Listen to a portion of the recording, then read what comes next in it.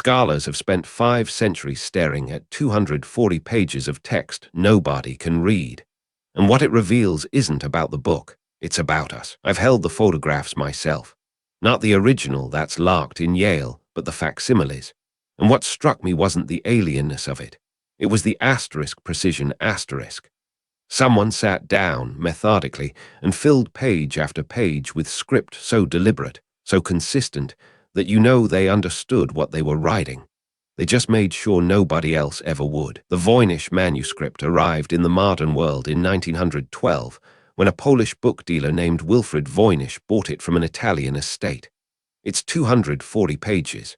Vellum, ink, illustrations of plants that don't exist, astronomical diagrams, bathing women in pools connected by plumbing that violates physics, and text. Thousands of words in a script nobody has ever decoded. Everyone assumes it's a code. They're wrong. A code is something written in a language you asterisk no asterisk, disguised so you can't read it. This is different. The script has its own grammar, its own syntax.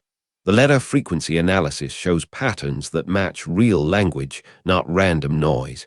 Someone didn't hide English in cipher. They wrote something else entirely. Cryptographers have attacked it. The NSA has looked at it. Linguists, botanists, AI researchers running machine learning models that could crack medieval codes in seconds. Nothing. Every lead evaporates. Every theory collapses under scrutiny, and that's where the real story begins. Because here's what most people miss. The Voynich Manuscript doesn't prove we're stupid. It proves something harder. It proves that asterisk understanding asterisk has limits we don't control. You can be brilliant, genuinely brilliant, and still hit a wall that refuses to yield. No amount of effort, intelligence, or resources guarantees you'll break through. That's a hard lesson for people like us. We live in an age where Google exists, where problems are asterisk opposed asterisk to have solutions if you're willing to work for them. We've been trained to believe ignorance is just laziness with a different name. The Voynich Manuscript laughs at that. It's been asterisk worked on asterisk for 112 years by some of the sharpest minds alive. And it remains exactly what it was in 1912, unreadable. Some scholars think it's a hoax, that someone created a linguistic illusion just to baffle posterity. A 500-year prank, but hoaxes have tells, inconsistencies, slips.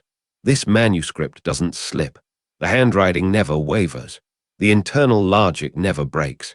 If it's fake, the creator was more meticulous than any forger in history. Others believe it's a real language, something constructed, yes, but internally coherent. A philosophical language, maybe.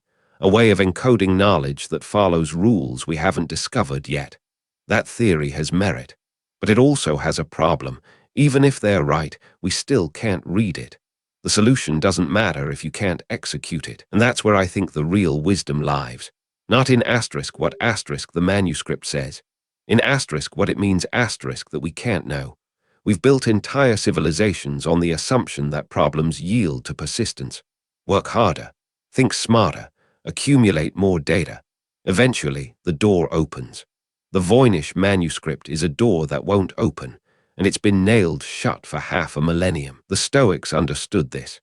Epictetus taught that some things are in your control and some aren't. The manuscript's meaning, not in your control, your effort to understand, that's yours.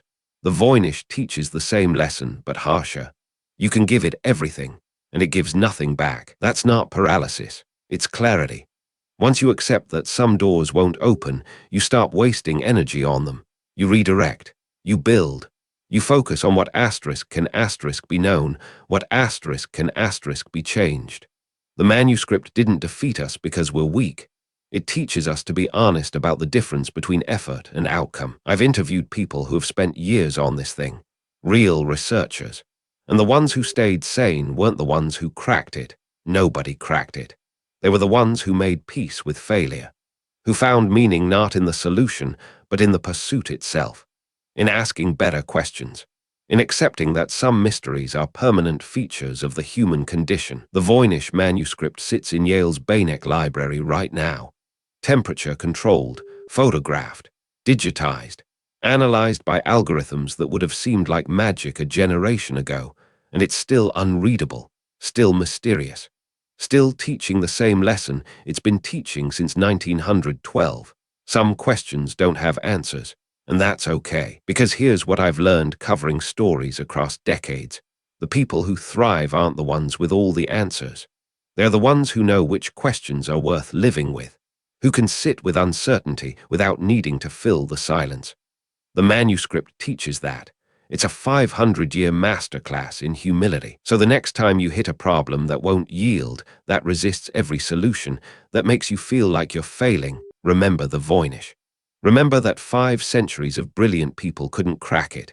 And remember that their failure wasn't a flaw in them. It was a feature of the problem itself. Sometimes the wall is real. And that's not defeat.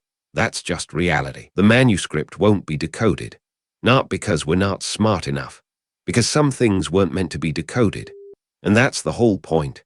Subscribe for more unsolved mysteries that teach us how to live better, not by finding answers, but by learning which questions matter most. Subscribe for more unsolved mysteries that teach us how to live better, not by finding answers, but by learning which questions matter most.